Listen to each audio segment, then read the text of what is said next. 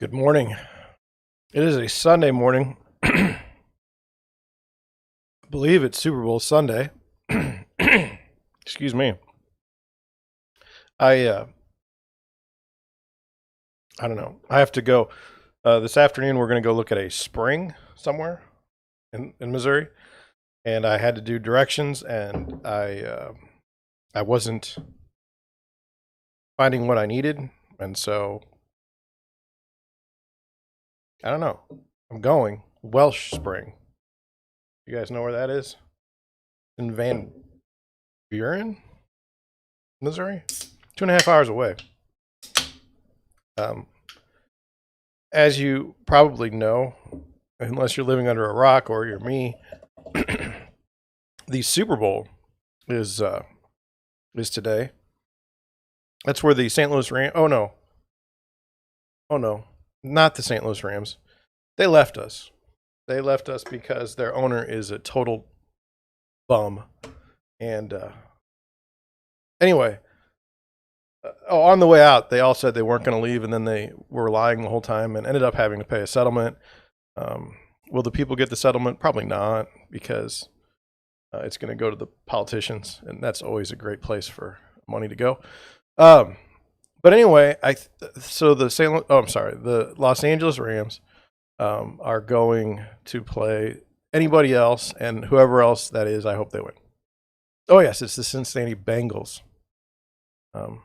Yeah. So it's there's no need for me to watch because I just want any team to beat the Rams forever from now on. You may say, well, you guys lost. A lot of uninformed people say, well, you lost two NFL teams. The Arizona Cardinals were also in St. Louis. Do you harbor ill will towards the Arizona Cardinals? Not really. I think I was like 10 when they left, and they didn't really kick the city of St. Louis on their way out like the Rams did. The Rams never wanted to be here. They always had an office in Los Angeles. That was weird. For years after they'd moved here, it was rigged very well. The smartest people in the room. So anyway, yeah, I don't care about the Cardinals at all. I don't have any. But the Los Angeles Rams, and nothing against the city of Los Angeles. They can do whatever they want to. I have no problem. But the NFL and the Rams, can't stand them. Can't stand them. Won't ever. The kids, I'm sure the kids will go because the Super Bowl is not really a sporting event. I know that sounds funny. It's a party based on a sporting event, but nobody really watches the game. No one really cares. The game lasts too long anyway, and you guys know. You know what's going on. I don't have to tell you. You're smart. Wanted to say thank you. I've been doing videos and live streaming for months, although I missed one day this week. And I got a subscriber yesterday, and I know it's like, oh well, somebody else gets 30 subscribers an hour. What do you care? Well, I don't get 30 subscribers an hour, and I got one yesterday, and thank you. 56 now. 56 is good. I'd like to get to 100, but you can't get to 100 without every little step. And for a while there, my videos weren't being shown. I wasn't getting any impressions anywhere, and it was going poorly. But I made a video on condos and the deferred maintenance, and it seems to have taken off, and it seems to be something that people are watching, and I appreciate that because, believe it or not, I work hard on this stuff. It doesn't look like it, but to do a live stream and a podcast episode every day or most every day takes a lot of time when you're a full-time real estate broker. So thank you to whoever it was. If it was a robot, thank you, robot, for subscribing. Anybody. Wanted to go over a quote that I saw that was probably the most perfect quote I've ever seen. That seems like awful high of a praise. Let's lower our expectations a little bit. The quote's by Naval Ravikant, and he's on Twitter. I don't think there's a book or anything, and I on Twitter I see it from time to time. He writes interesting things. Here we go. The single most important decision you make is where you live. It drives your business opportunities, relationships, food and water supply, politics, activities, and day-to-day quality of life. Very simple, but kind of profound. It's funny because in my own life, I wanted to get out of St. Louis when I was 18. I couldn't wait to leave, and because I was going to go do great things, and that didn't work out exactly like I thought it would. But anyway, 18 years old, left for Springfield, Missouri. Spent 5 years there. Spent a year in Lawrence, Kansas. Then came home to St. Louis. Couldn't wait to get out of here. Went to Detroit, Michigan, of all places, and spent probably 6 or 8 years there before moving back to St. Louis. And I won't move probably ever again like that. I'll probably stay in Missouri. It seems to be the place where I'm supposed to be. But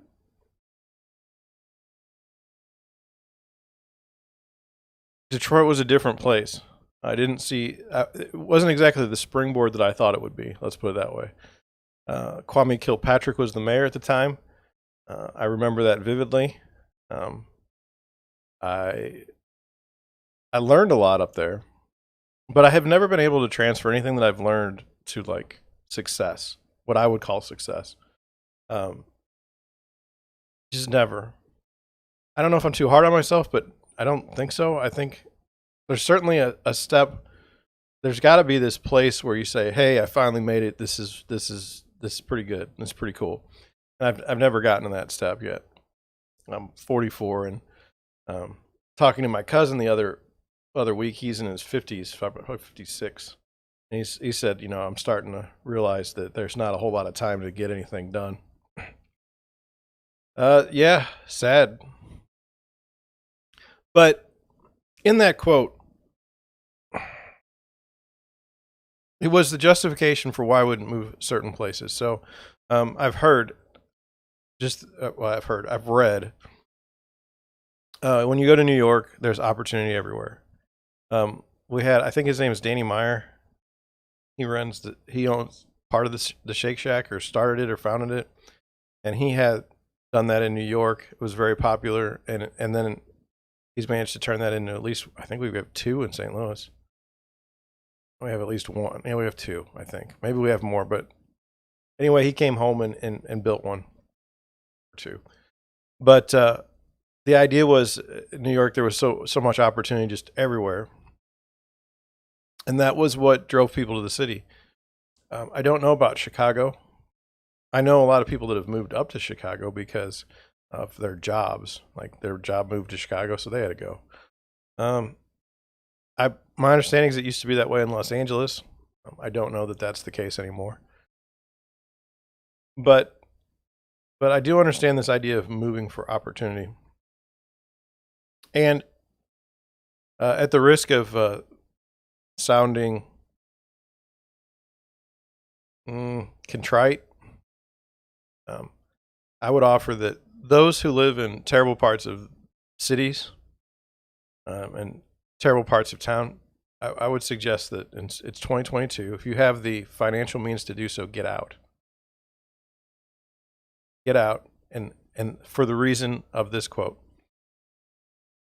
It drives your business opportunities, your relationships, food and water supply, politics, activities, and day-to-day quality of life.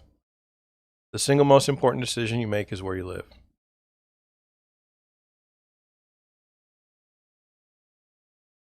You don't have to live in areas of crime. If you feel like there's like a heavy area of crime, get out. And I don't mean like statistically. I mean like you're sitting there and you're afraid for your life. Move. If you're in an area where you feel that the government only uses you for a prop, certainly when I lived in Detroit, I got that feeling. They kind of wanted people to be poor because that way they could get money from the government. That money wouldn't flow down to the citizenry. It would just stay with the government. It would just stay with the city government. It was impressive. and local political bosses and leaders. So, move. I'm not saying move out of Detroit. If you think that like your life's mission is to rebuild the city of Detroit, you go for it. Okay. Same thing with St. Louis. If you feel like you want to live in a part of town that's a little dicey, and you're going to be the one to fix it, and that's your mission, and your family's on board with that, okay. But just know that your quality of life is going to be poorer for a while until you get some level of success. If you get some level of success. So I reject, can citizens be concerned about their, where they live? Yes. Can citizens be anchored to where they live through generations and generations of family members living in a particular place? Yes, absolutely. But if things aren't going right, and you've finally figured out that, like, hey, you want to do something different, go. There's never been a better time to get out than right now. Say, well, housing is expensive in other places, or I might fail in other places. Yes, you may, but you also might have success. And you also might be able to attribute that success to where you live. What I've noticed more than anything is, the wealthy move. And by wealthy, I mean, you got a 6-figure job and they say, hey, we're closing this plant or we're closing this facility. You need to move across the country. People move.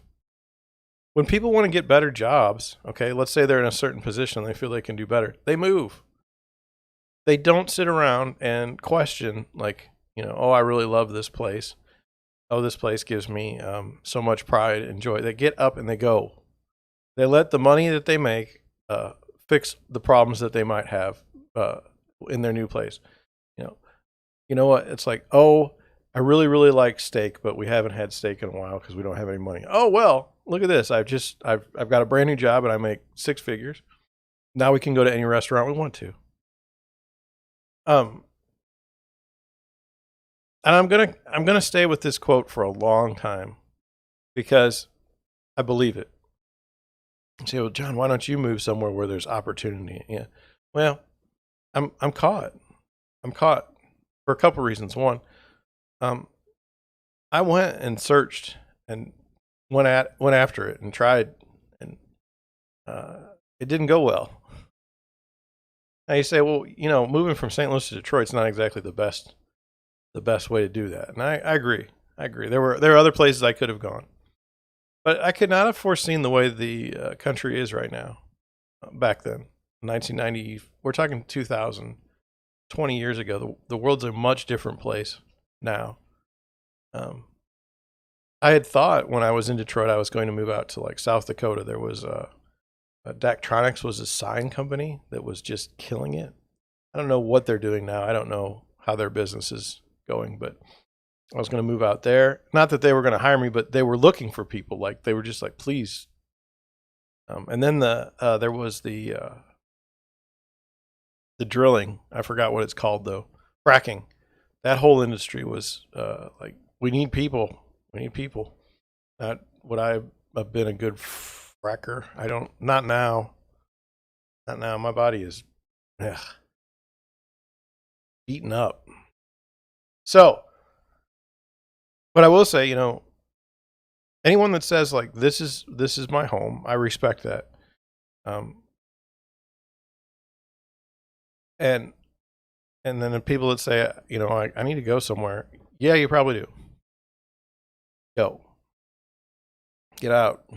And I don't mean that in a bad way. Go get that opportunity. Go seize it. So, that being said, I wanted to say thank you for subscribing, like I said before, but thank you for being part of the stream. I know you guys don't watch the stream when I do it, which is strange to me and it always will be. But again, it's 9:00 in the morning on a Sunday. How many people are interested in real estate related topics or my views on real estate related topics and other topics? Probably not that many. I mean, let's be honest. Now, there are people beating me. And so let's take a look and see who is beating me on YouTube right now. Here we go. It's going to take a second because I have to load it. And if I drop a frame or two, I apologize. I'm going to do something different with my, there we go. So promote your channel, The Sassy Siblings. They got 48 people watching. Rhino Radio's only got 12 people watching, so I feel like that's a chance. I suspect if I could just get on the front page, I mean, everyone here has more people watching than me. Poor baby Lucy, not yet approved love from mom because she's still. Animals JoJo, 265 people watching. I don't know if that's all day long. Animals JoJo. I don't know if there's multiple streams. I don't know what's going on, but I'm always being beaten by them. And that's really my goal, someday to beat Animals JoJo. The monkey channel. You might say at this point, are you obsessed with Animals JoJo and how they keep beating you? Yes. Because everything I'm told about YouTube is kind of summed up as a lie when you look at this. First of all, the thumbnail is terrible. Okay, it's a monkey, and it's a very ugly picture of a monkey. The monkey, if this is Lucy, Lucy's an ugly monkey. And then the title, poor baby Lucy, not yet approved love from mom because she's still ... Like, that's not a witty title. I mean, really. And then 265 people watching. I mean, I can understand if you wrote a title like, I'm going to kill the monkey. Well, then everybody would watch because, like, don't kill the monkey. I don't know.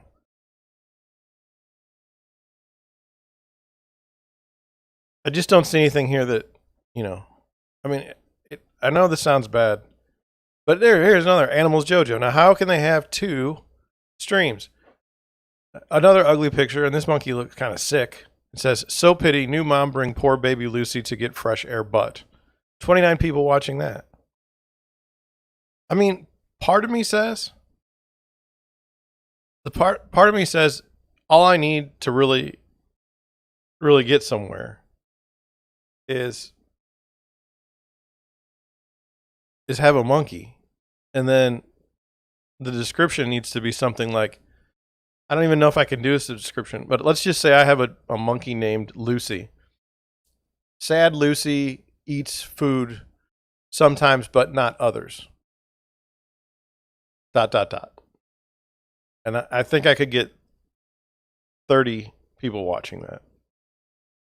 But if I want to talk about real estate, which is why I'm here, at least a little bit, then no one wants to watch. So I says to myself, what if instead of baby monkeys, we talk about rapper Kodak Black, who was shot in West Hollywood? Like, let's use a news thing. People might like that. People might watch that. I don't know who Kodak Black is. I feel bad that he's shot, but here, I don't know. Let me switch over in a minute here. Okay, here we go. Hopefully you can see that. Now, rapper Kodak Black, 3 others shot in West Hollywood. The 24-year-old Florida rapper, was transported to a hospital while 3 others were shot but treated on scene. Okay, so Kodak Black is a rapper, and he was shot in West Hollywood. Kodak Black, the rapper whose legal name is Bill Capri, was among 3 people shot early Saturday outside a restaurant in West Hollywood, California. 4 law enforcement sources familiar with the investigation told NBC News. Now, let's just go over this. Kodak Black apparently that's not his real name. His real name is Bill Capri. My real name is John Shink. I don't have like another name, like a stage name. And then 4 law enforcement sources familiar with the investigation told NBC News. So my understanding is there's been like footage shown and Maybe the identity was the thing that they needed to confirm. It says the 24-year-old Florida rapper and 3 others were shot. 2 were taken by ambulance and 2 self-transported to a hospital. All are in stable condition. It's not immediately clear what sparked the fight outside of the club, but an LAPD spokesman said the victims were shot when they emerged from the club during the fight. So there was a fight outside and they were leaving and got shot because they were leaving? The LAPD said in a press release Saturday they are searching for a black male suspect who fled south from the location. Okay. KNBC anchor reported that the scuffle occurred outside of Nice Guy, an Italian restaurant. Nice Guy owner John Terzian confirmed to NBC News that Justin Bieber was hosting an after party inside the restaurant on the night of the shooting. And so, to me, as much as the Super Bowl was in Detroit when I was up there, and they spent all this, like everything was being set up for the Super Bowl. So there were all these parties and all this stuff in the run up to the Super Bowl. So this makes sense. So then you have all these celebrities in town, and people are like celebrities being paid different ways to get there. I'm sure this party was sponsored by something. But anyway, it makes sense. It says, according to footage of the shooting, Kodak Black was leaving the restaurant with an entourage that included friend and rapper Gunna. In the footage, they paused to pose for photos with fans. So, to me, they were doing the right thing.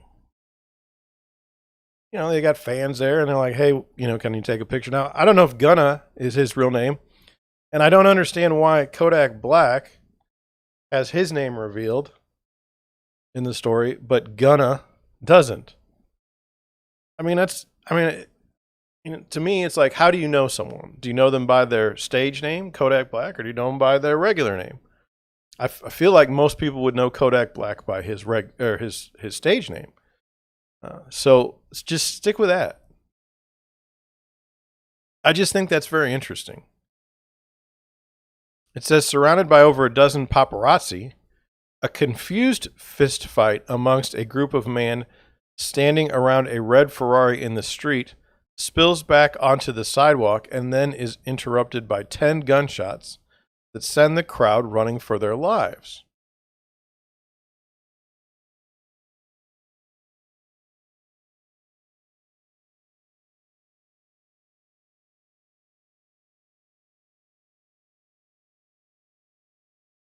It says, a confused fist fight. I don't know what that,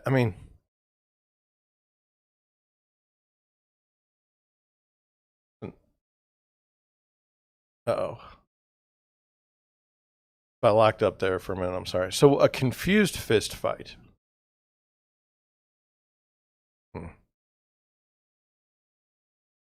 Capri is the fellow that's Kodak Black.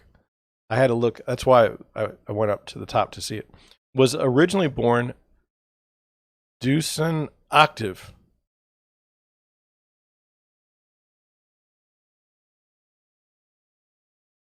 So that his name isn't Bill Capri? The AP reporter had amassed by age 21 an extensive rap sheet. Well, he's a rapper. Capri was sentenced to prison in 2019 for weapons possession. Was pardoned in 2021 by former President Donald J. Trump. Representatives for Capri did not immediately respond to calls from NBC News. Well, what are they going to talk about?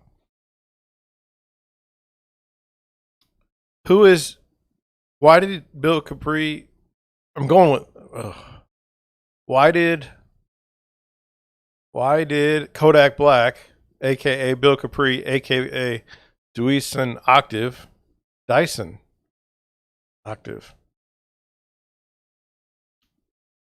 why does he keep changing his name? It's every right to do it. I don't want to be critical. But man, and you're going to a party in Los Angeles to support a friend, perhaps, or to be seen by the media, and then you get shot.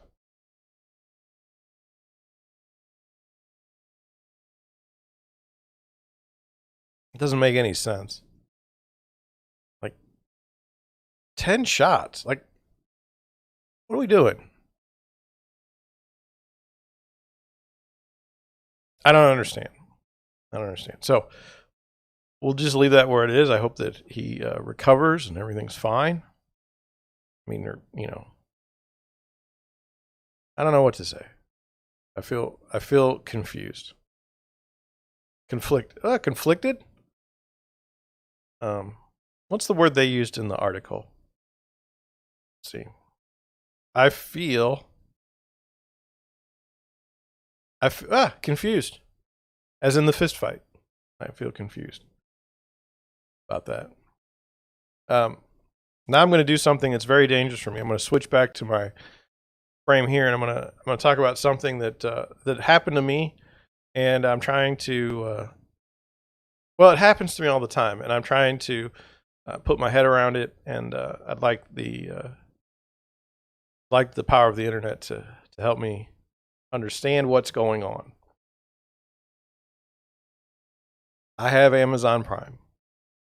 I've had Amazon since like 2000 something. I mean, to me, whenever I found out I didn't have to go to stores and deal with any of that garbage and just buy a product and it shows up on my door, I'm fine with waiting 2 days at the time. Fine with waiting for 2 days for the product to get there. Seems like a great idea to me. And so that's where I'm at, right? That shouldn't be a problem. Now, later on, much later, I had a friend that was an author, and he wrote a book, and he's like, could you, he didn't pay me anything. I bought the book. Hey man, can you review the book? Yeah, I reviewed the book. I feel like ever since that review, that was the downfall. Now, I'm not blaming my friend. I'm still, I agree with him. But I get stuff from Amazon all the time that I didn't order. And, like, do you remember maybe a year ago they were like, oh, don't open those seeds that come from someone? I didn't get any seeds. I tell you what I got last night. I got women's pajamas, size small. I mean, addressed to me. And in the past, I've gotten all kinds of stuff. I've got a power strip. I got I got a vase, a small vase. It looks like someone's behind. A butt vase.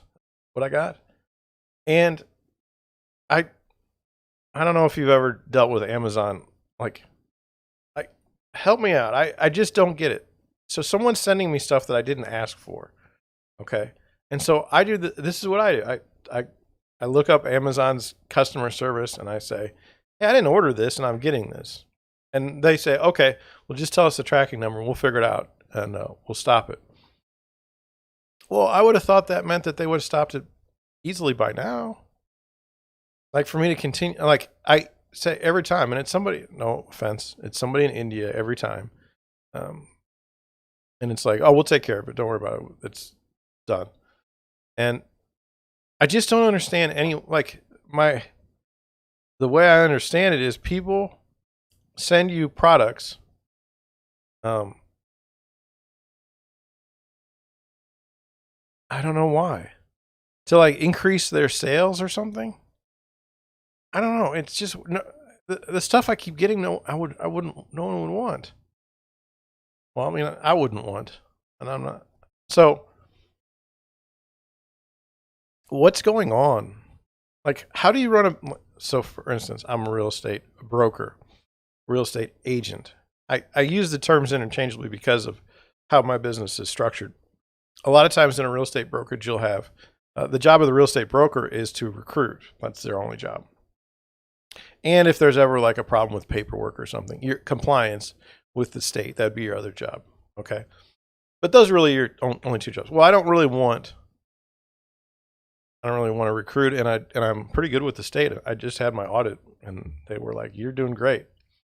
So then a real estate broker wouldn't necessarily work as someone who helped buy and sell homes, but I do. So I'm both. I mean, I would recruit a different way. I have a vision for how this should work, but I don't ever have the capital to do it the way I need to. Maybe that's the problem of every single person in business ever. But I have an idea of what I'm doing. It's not able to be done, so I do the best I can with what I have. Anyway, my business, though, I have to get paid for the work that I do. And you may say, well, you're a real estate agent, don't do any work. Well, it's not that easy, but I'll let you keep thinking that. Okay. The problem I have is you've heard about a loss leader. You know what a loss leader is? A loss leader is a product that induces someone to maybe come to their store to buy other products where they've got better margins. So for instance, Costco chicken, they lose money on their chicken. Okay. But people go to Costco to go get the chicken, and then they buy other stuff where there's better margins. Okay.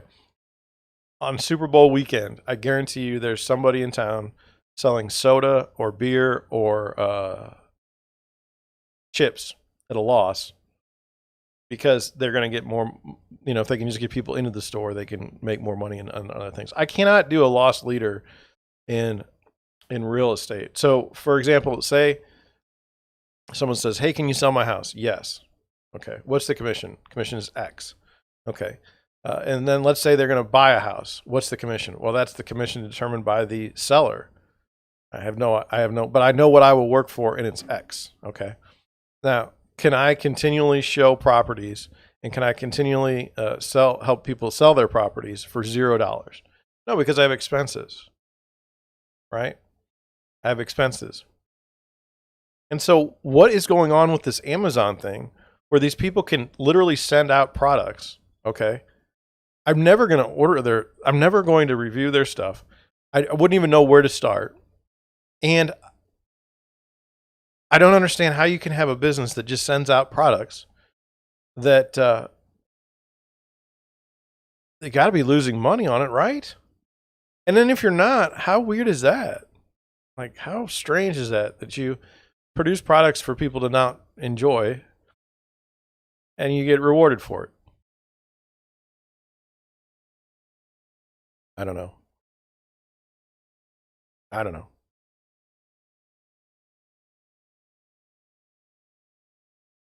I just feel like time-wise, we're just going by so fast here today. You knew I was struggling when we started. I was pouring a soda when we were first starting the stream.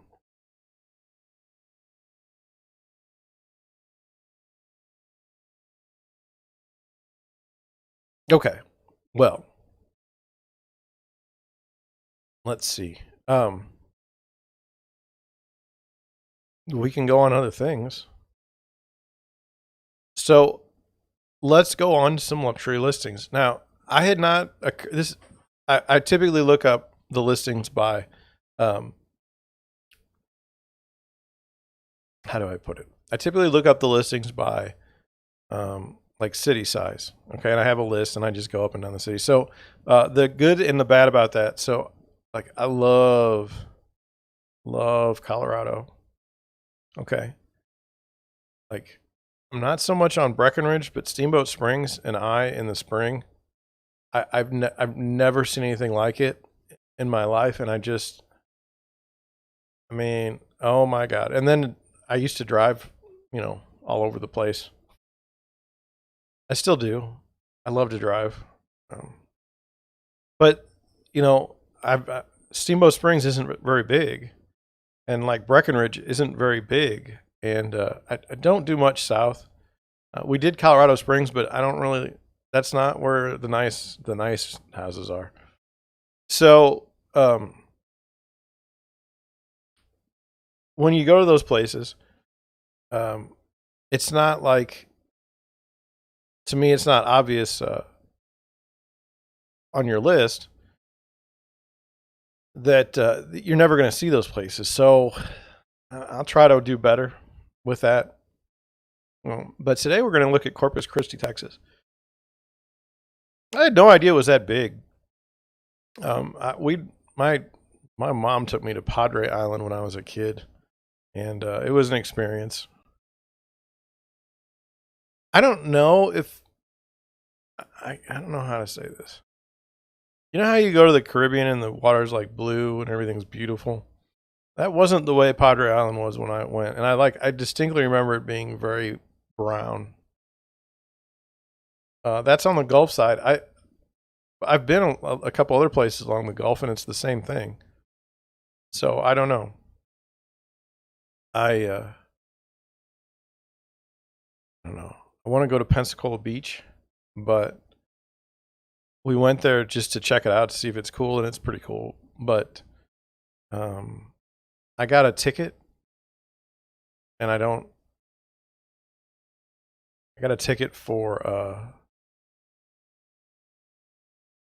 like a toll, and I don't have a toll pass. I don't know. So I feel like if I go there, we would drive because I'm not flying right now. It's not really the Corona thing. It's like, I don't know if you've noticed, air travel is kind of sad anymore. Very much like a commodity. I see all kinds of people flipping out on airplanes and attacking people they're next to, and I just, with my wife, I like to just hang out. You know, I don't really want to be, you know, I want to be defending my wife on an airplane. I wouldn't want her to have to do the same for me, so we just drive. But anyway, I would be interested to go down to Florida. When we went there, we actually stayed in Alabama, and it was nice. The water was not blue, but I didn't feel uncomfortable swimming in the water. But when we went to Pensacola Beach, the day we went, there was like a remnants of a tropical storm, and so the water was all, but it was more blue. Which is that a thing? You know more about it than I do. Put it in the chat.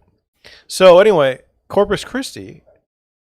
I never knew it was that big. So let's go and look at stuff there. I'll get rid of the Kodak Black news, and this is Corpus Christi, Texas. Okay. And here are the three. We might look at a fourth because it looks like it's on the water.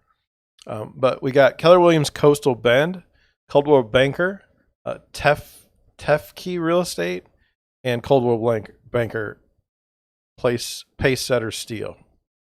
So let's look at the first one. $3.75 million, 4 bedrooms, 5.5 baths, 7,100 and something, 67 square feet, and 2.86 acre lot. 23 pictures, 6-car garage. This is cool. This is like stamped concrete. Let's see what the history is. Listed in 2016, but that's a long time ago. That's no big deal. A very nice description. It's not like stupid large. So let's do it. It says, inspired by Frank Lloyd Wright, this home is located 1 block off of Ocean Drive in the esteemed Hewitt Estates neighborhood. Exemplifying organic architecture at every angle, 35 Hewitt boasts a gorgeous 2.8 acre harmonizing water, 2.8 acres.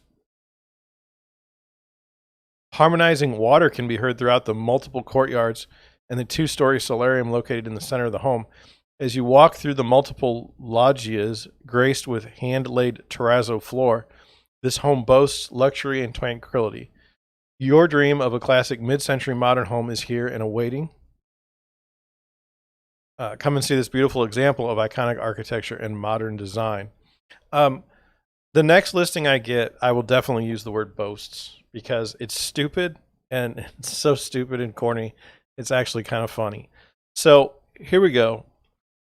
This is the driveway, I'm guessing. It's a stamped driveway, a significantly long one. But, I mean, is it?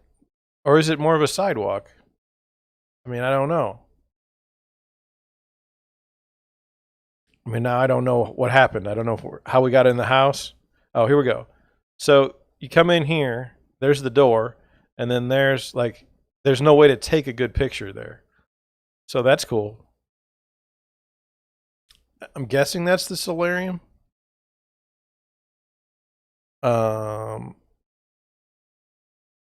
Yeah.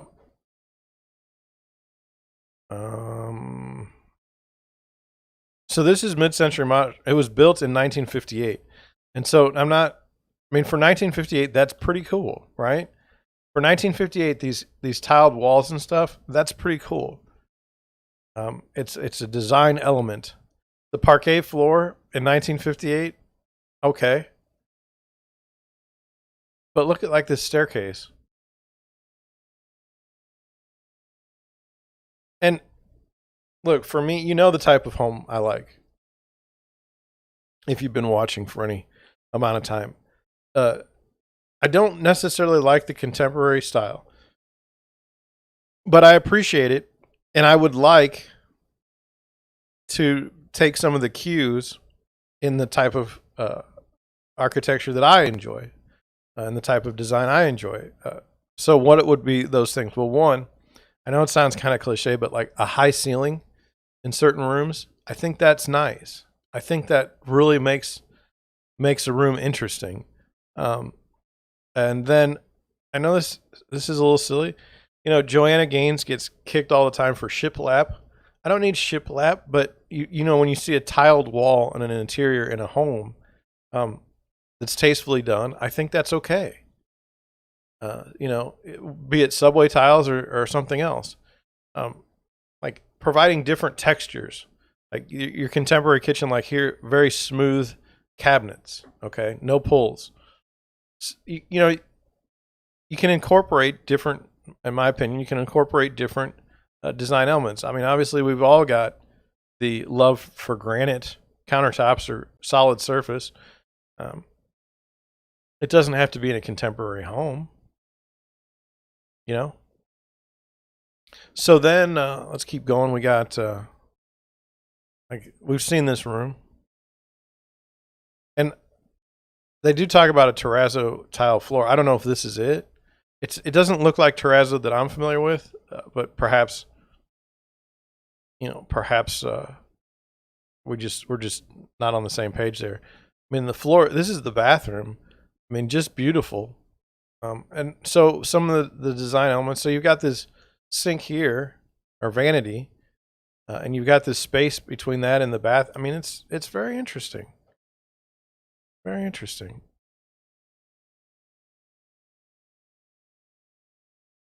Now, to me, and not a complaint, this bed does not go with the style of the room.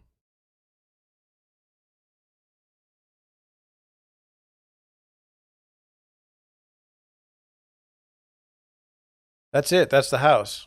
3.75 million. I'm not familiar with the. Oh, I just wanted to show Corpus Christi. So here's Corpus Christi right here. So Galveston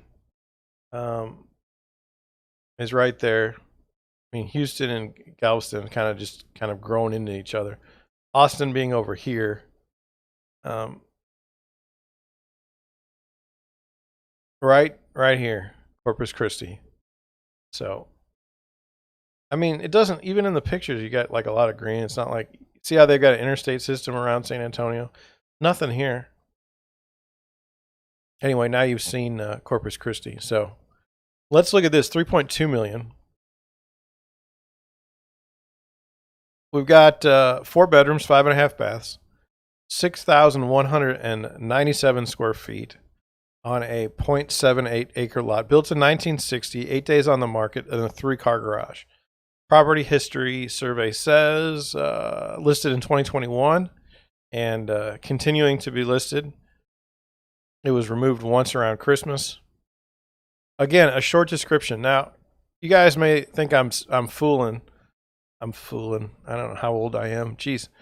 You might think I'm playing games, but did you know that there's traditions and listings like by location, and one of those is, if you've noticed, some places where we look, the property descriptions are like a page, and then now in Corpus Christi they're like a very small, tight, 7 sentences at the most. And then pictures. We go some places and there's 800 pictures, which I can't stand. But we're less than 50 here in Corpus Christi, and so I'm good with it. So let's, this house, to me, the curb appeal is, I like it. I like it. I like the style.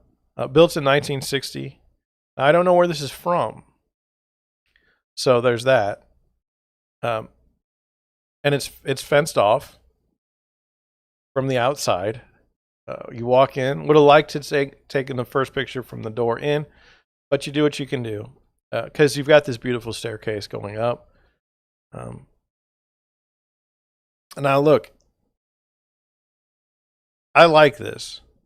It's not my style, but I feel much more comfortable in something like this than I would in something contemporary. At least if I were going to choose to live there. Now, I don't have $1 million or $2 million or $3 million to buy this house, but that's where it is. Now, this is something that we can talk about. This light is burnt out. It's obvious in the picture. When you schedule a showing for photos, the day for listing photos, these are things you might want to have fixed. And the photographer should have said, hey, this is out. And you should have taken a lamp from another room and put it in there just so that the picture would work out. This is me. This is me, because I can see it and it bugs me. So anyway. And I mean, it's not like you don't have other lights that are the same light bulbs elsewhere in the house. Now we see this vent looking thing here. I'm wondering if this is radiator heat. It seems like it'd be a little late for that. And you can see here the vents are in the ceiling. So does that mean that, well, there shouldn't be a basement. There shouldn't be a basement in Texas, based on my understanding. And the vents in the ceiling indicate that the air conditioning is in the attic.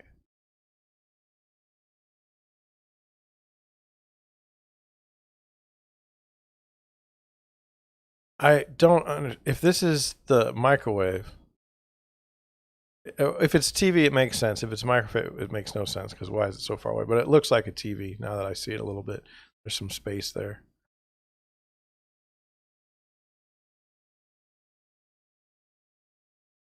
I don't know what brand it is. Maybe it's a Wolf, but it seems to be appropriate for the. And like these pendant lights, I see everywhere now. I call them pendant lights. I mean small recessed lighting. So like my recessed lighting in my house is 6 inches. These look like they're no larger than 2 or 3 inches. And I don't feel like I'm a better person because I have more.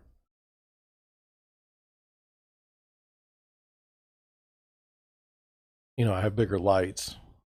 Not how it goes. I got a nice pool. Nice outdoor area. That matters. Right now, we don't spend much time in our backyard. The last season was really tough. We have a neighbor with a tree that the squirrel they would just eat all the acorns and drop them on us while we're sitting outside. And then the mosquitoes, the neighbor also doesn't pick up the leaves. And so there were just mosquitoes everywhere. And then with our dog, there were flies because there's dog poop everywhere. So it was not a pleasant, enjoyable spring or summer last year. Plus it got hot. This is beautiful. I would like to see this working.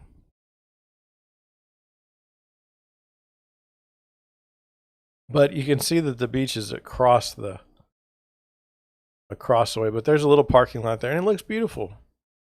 I don't know if it's a beach where you like. I don't know if this is a particular area where you can go, play on the beach if it's a nice beach or anything like that. Looks like there's some sand over here. But yeah, nice. 3.25 million. This one here, I don't understand it based on the other two, so I thought we'd take a look. 2.8 million. Built in 1974, 3-car garage. 23 pictures. Look, I mean, same description, small. Let's look at the property history. Listing removed 1/28/22. It's relisted here today. I don't know what's up, but let's look at the description because it was interesting. This gorgeous, sprawling, one-story, custom-built, solid steel home designed by Garth Carroll is truly unique, overlooking the Corpus Christi Bay. The property offers unobstructed views with electronic shutters, bamboo flooring in the master suite, gorgeous tile throughout, commercial-sized generator, remote gate access, a beautiful open kitchen for entertaining with 2 Sub-Zero refrigerators, high-end finishes, and much more. The lush backyard is an oasis with a 13-foot saltwater pool, outdoor fireplace, tanning deck, and covered cabana. Each bedroom has its own full-size bath and large recreational room above the 3-car garage boat storage. This home sits beautifully on Ocean Drive with wonderful views of the bay to enjoy for a lifetime. Make your appointment today. So this is an all-steel home. I don't know, I don't know if you can see it because of where my face is, but there's this watermark here that we would not have on ours in St. Louis. I mean, that's cool, right? That is an open kitchen, high ceilings, fireplace.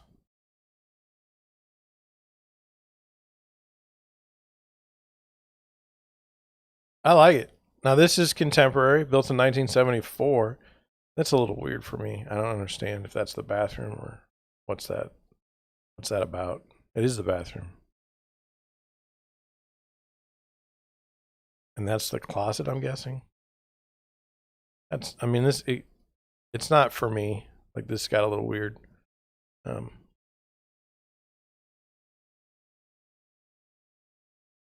It's 5,700 square feet. Now, see, that's a very interesting pool. Right? Now, I'm looking forward to this outdoor space, but I'm not seeing it the way, see, this is a fireplace, it looks like, right? But I don't have any context here to know where's that in relation to the pool or what.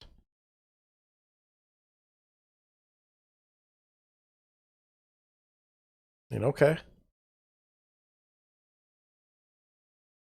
And then I just want to look at this one because it looks like it's right on the water. But it's been on the market 1,600 days. 4-car garage built in 1994. It says fabulous waterfront estate located on prestigious Ocean Drive, boasts stunning views of CC Bay, Corpus Christi, I'm guessing, and skyline throughout the home. Grand foyer, great room with 2-story high ceilings. I'm probably going to like that. Wall of windows and solar room with panoramic view welcomes you to this unique property. How unique is it when you're not showing the first picture of the property, but you're showing the beach? It's gorgeous wood bar with long curved granite counters, the focal point. Other features include formal dining, 3-way fireplace, media room, 2 staircases, downstairs bedroom, bath-off kitchen, gourmet island kitchen, granite counters, custom cabinetry, Sub-Zero and spacious breakfast area, master with loft area with elevator access. So it has an elevator. Love the elevator. Hope they took a picture. 2nd floor game room, 2 wet bars, wood dance area and den, and balcony overlooking the great room, indoor heated pool with hot tub. Exterior features beautiful pool, full bath, patios, enormous wood decks for sunning, bird watching, and sunrise over the bay. Seawall, retaining wall, electric storm shutters. House foundation has approximately 34-foot piers.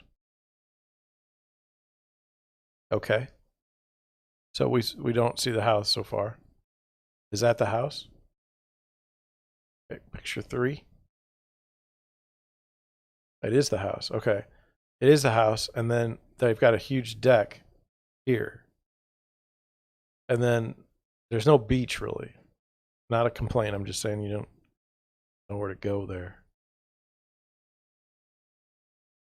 Different architecture. I mean, they were they were truthful with that. This is the 2-story.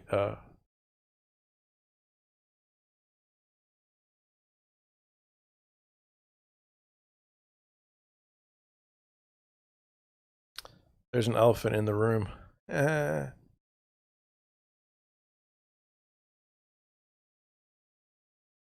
think that's the second of 2 pianos.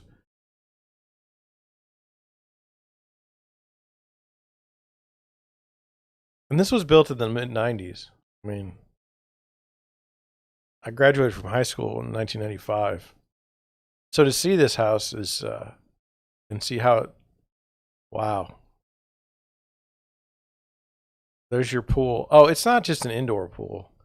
It goes outside. That's, I mean, I'm impressed. I mean, it's not for me, okay? But what do you think? What do you think? Okay. Let's get to some articles. 7 tax benefits of owning a home, a complete guide for filing this year.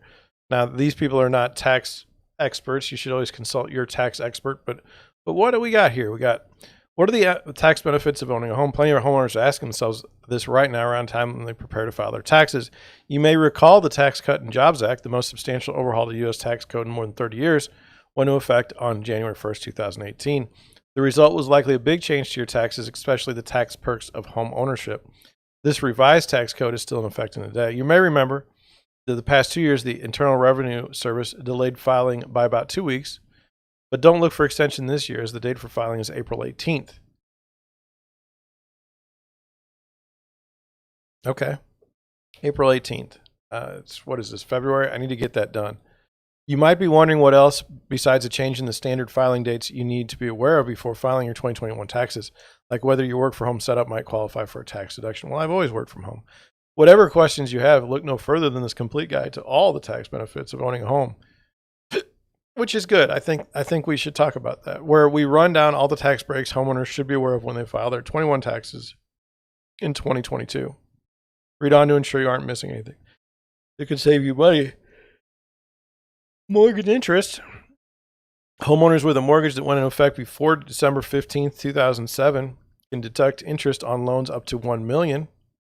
However, for acquisition debt incurred after December 15, 2017, homeowners can only deduct the interest on the first $750,000.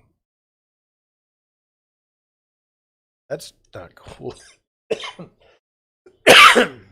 I learned after the last time.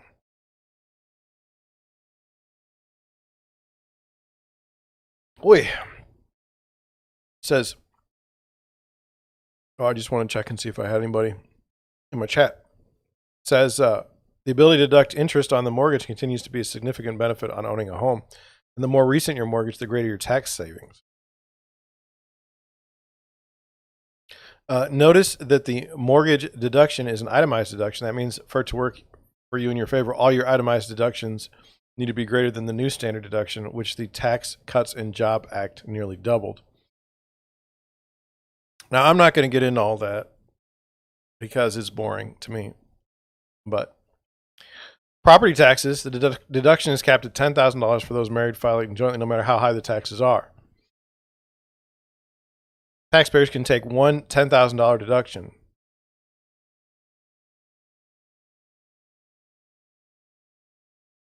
Private mortgage insurance. If you put less than 20% down on your home, odds are you're paying private mortgage insurance, or PMI, which costs you 0.3 to 1.15 of the percent of your home loan. But here's some good news for PMI holders. You can deduct the interest on this insurance thanks to the Mortgage Insurance Tax Deduction Act of 2021, which reinstated certain deductions and credits for homeowners that were set to expire in 2020. These include the deduction for PMI. Energy efficient upgrades. Residential energy efficient property credit was a tax incentive for installing alternative energy upgrades in a home. Most of these tax credits expired after 2016. However, 2 credits are still around. The credits for solar, electric, and water and solar water heating equipment are now available till December 31st, 2023. The Secure Act also retroactively reinstated a $500 deduction for certain qualified energy efficient upgrades, such as exterior windows, doors, and insulation. A home office. Good news for all self-employed people whose home office is the principal place where they worked. You can deduct $5 per square foot up to 300 square feet of office space, which amounts to a maximum deduction of $1,500. Interesting. For those who can take the deduction, understand there are very strict rules on what constitutes a dedicated, fully deductible home office space. Here's more on the much understood home office tax deduction. You can deduct $5 per square foot up to 300 square feet of office space. Home improvements to age in place. To get this break, the home improvements will need to exceed 7.5% of your adjusted gross income. So if you make 60 grand, this deduction kicks in only on money spent over 4,500. The cost of these improvements can result in a nice tax break for many older homeowners who plan to age in place and add renovations such as wheelchair ramps or grab bars in the bathrooms.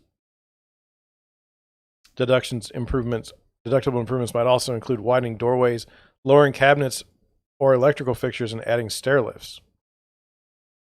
You'll need a letter from your doctor to prove these changes were medically necessary.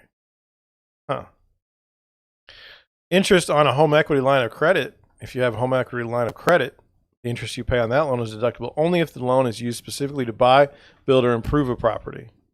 So you'll save cash if your home's crying out for a kitchen overhaul or a half bath, but you can't use your home as a piggy bank to pay for college or throw a wedding.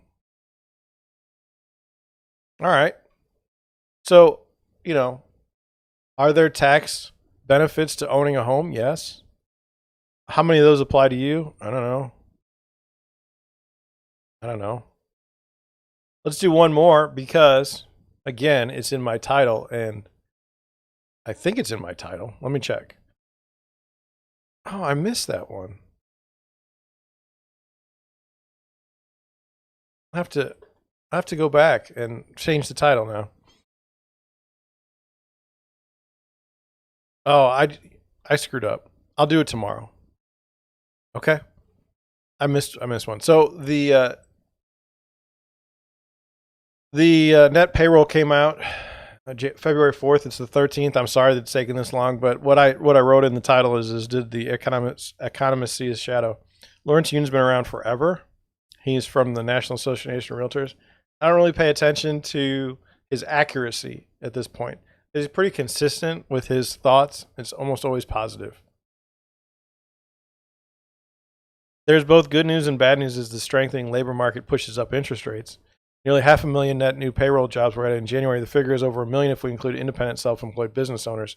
Such gains also mean that the Federal Reserve will stick to or even accelerate its plan to raise interest rates. Inflation has been running at a 40-year high, and strong job gains along with rising wages will not tame price pressures. That is why the 10-year Treasury bond yield is at its highest rate since the onset of the pandemic at 1.9%. Mortgage rates will follow this upward path as well. Okay. More residential construction and industry trade contractor jobs were added and now far ahead of the numbers seen before the pandemic, implying more home building and more supply are forthcoming. Commercial real estate construction jobs are still down, even though in-office jobs such as accounting, legal service, and management consultancy jobs are all reaching new record highs. The work from home trend evidently remains strong. What can we expect? Apartment rents look to accelerate as many new workers seek their own housing.